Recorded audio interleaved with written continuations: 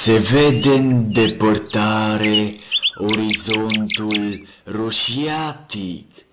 Soarele e tot mai mic, ca o roată de jeratic.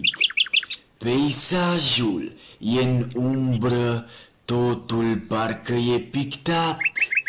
Luna se reflectă straniu în oglinda unui lac.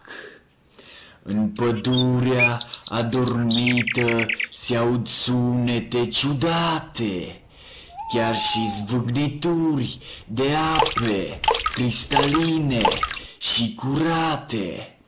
Pomi înalți, bătrâni și groși stau pe strajă în picioare.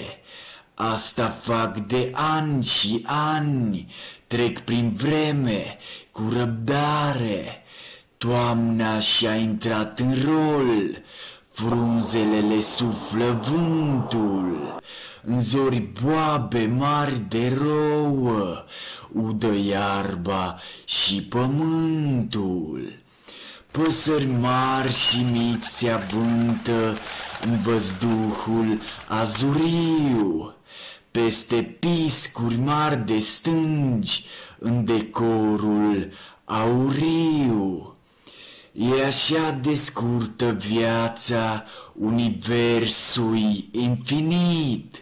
În natura asta sacră nu te saturi de trăit.